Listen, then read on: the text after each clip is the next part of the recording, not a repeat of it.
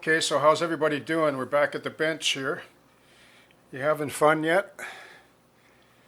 Okay, so for those of you that are following along, you know from the last episode that we were at the layout and then we've moved back to the bench here for some revisions.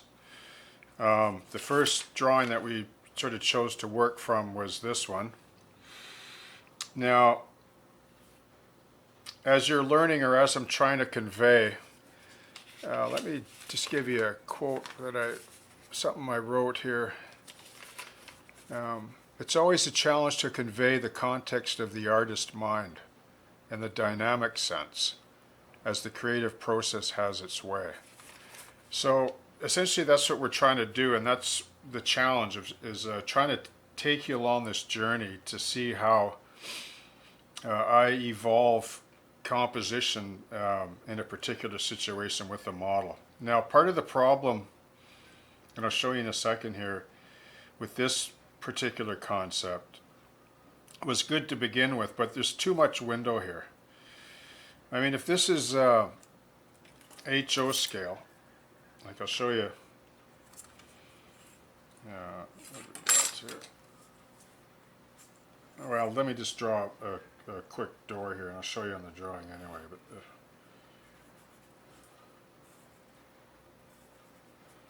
that's the height of a door in HO scale. Okay, so that would work if these are larger industrial windows. Possible sign here, right? But this is the drawing that I redid. I don't know what you think of it, but so I want to make the window smaller. Like the fence is going to be about up to here. I just found that to be too much window, but that doesn't match the actual cutouts. I'll show you that as well. But what I wanted to do is revise this window to a 3-pane window, and I'm going to tell you why, because I forgot to mention this numerology here, or the golden rule that a lot of artists use. And I'll explain to you that in a minute regarding balance and symmetry. So without this sign here, there's a lot more negative space, which is what maybe is desirable at this point. This is just a concept, right? The sign in the window. So let me show you the two templates, and then we'll go to the layout. So here's the one that we used last night, or in the previous episode, right? And it didn't look too bad. But I find that, again, to be too much window, and I don't want 2 panes, and I'll explain that to you in a minute here with a series of sketches to explain that. Whereas this here, I made the window smaller. I kind of like this, actually, and you'll see why. I hope some of you didn't forge ahead and go and cut those if you're building this model. I mean, you can if you want. This would be maybe more appropriate for O scale maybe, but remember how I mentioned you can cheat things, but it's a process that you have to just test. Wishful thinking is no substitute for the simple eye test, right? So just before we go to the layout with this particular one, I just want to demonstrate something quick here about balance versus symmetry. Now, some of you may already know this, but this is kind of a golden rule with art, and it applies to models as well. So when we build a model or we compose a aperture, like just see these as a viewpoint or an aperture that you're looking at in the model. We want balance, right? We don't want symmetry. No. Okay, and some of that is established with even and odd numbers. Like I personally try to stay away with even numbers. Like let me give you an example here. So I'll draw a tree here.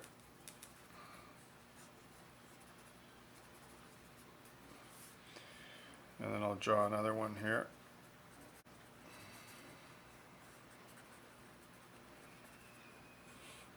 So that's balance, or sorry, that's symmetry, right? I'll give you another example of symmetry.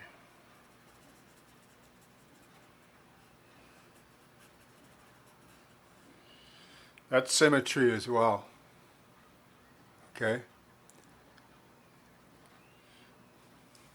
Now let's have a look at something that you won't see as balance right away, but in terms of beginning to compose a scene. So we'll just move that one tree to one side here.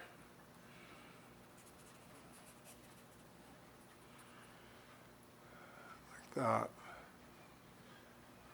Now let's take that same concept up here.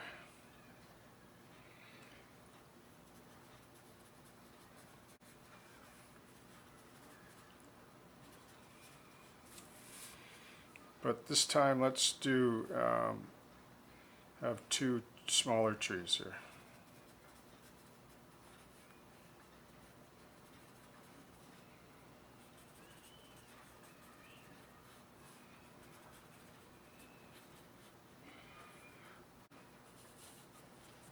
Okay, so there's three. Or we can go like this.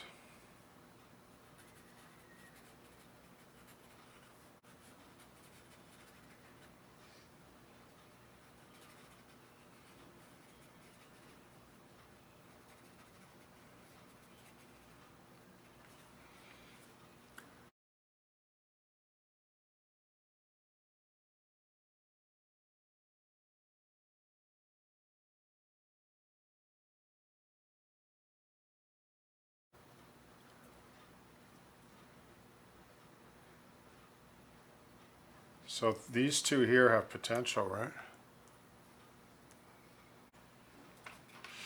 This one is workable as well. Okay. This has three and it's balanced. Just one more sample of balance to help explain that concept, right?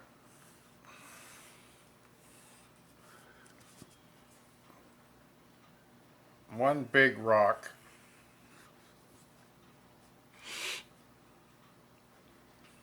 and three different size rocks, but the same mass. This is balance.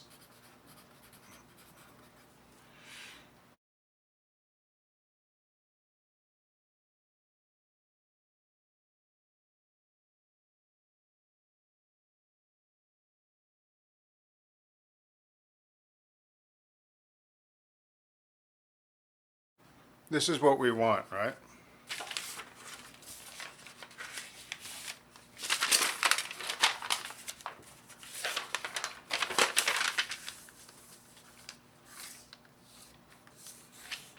We want to stay away from things like this.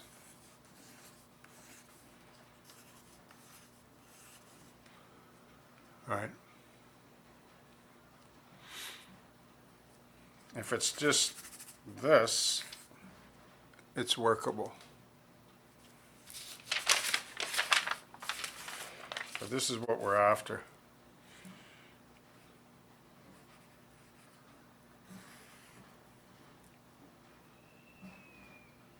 Offset balance. We want to offset our little apertures and views on the diorama or the layout as we decide on the aperture of each area that moves in and around the layout. I mean, you can get away with symmetry, like the warehouse with two loading doors, right? But then you can throw it off with an offset downspout. Like, don't make those symmetrical. The roof, where all the vents and air conditioners are all on one side, right?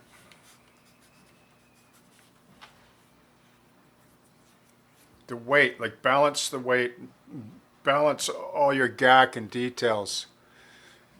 Find a point, with the eye test, right? Like, it'll come with time. Just play around. Don't be afraid to sketch, even if you're just a stickman guy like me. Here's how I draw a person.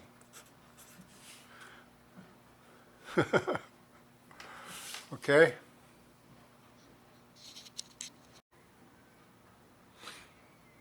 So we don't want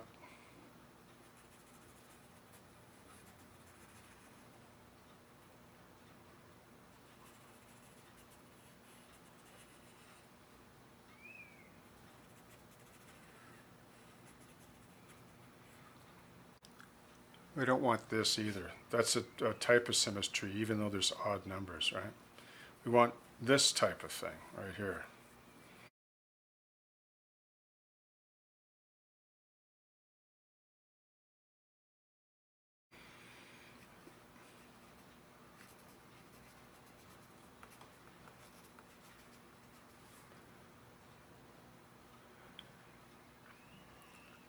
And in the same way, you know, looking at this drawing is there's 3 window panes here. This will just be negative space for now. And there's just an odd single door here and a 3-pane window. So let's go to the layout and see what that other template looks like. Count the trees there. 1, 2, 3, 4, 5. Remember how we tried the 6th tree in here? And how it looked? Remember that? Let's have another look at that.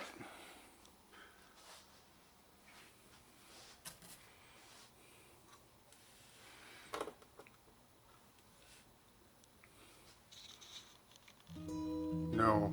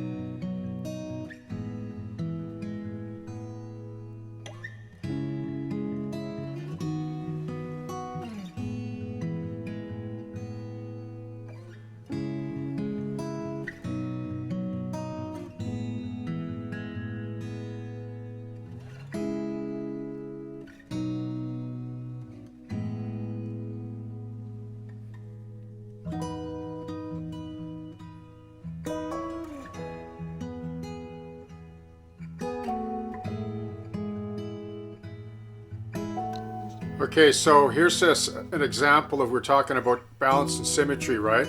So let's have a look at this building for a second. Well, there's 2 loading bays there. That's even numbers, right?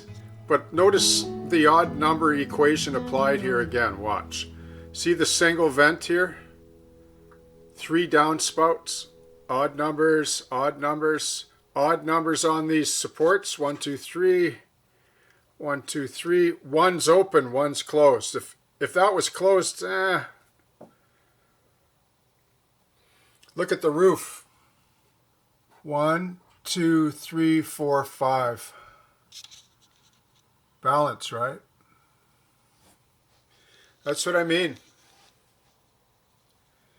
Right? If we think like that, you know, we end up with, you know, that point where, okay, it passes the eye test. But why? Those factors I just pointed out to you are invaluable. They're easily overlooked. Most people don't notice it. But you'll notice it. Let's see, where can we have one more look here on this building here?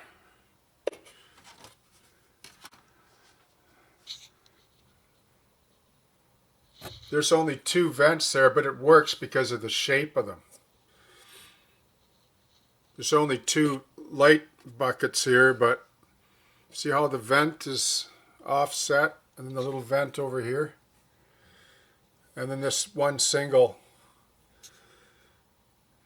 See, it's not like a legalistic application, but it works. And most successful art scenes or model railroads, like there's a lot of other model railroaders, you know, like that understand that principle as well. They just call it signature scenes, right? Or apertures or vignettes. But we just learned to do that with our models, and it can really make a stunning and remarkable difference. Okay, so in closing then, let's just drop in the template that we had from the previous episode. That's what that is going to look like. So you can get away with that. There's two there, right? But standing alone, maybe not, but in conjunction with other features on the model, you see, we can change our aperture again, see? So let's have a look at the new revision. Now there'll be 3 panes here, so that'll make a difference as well. Like 3.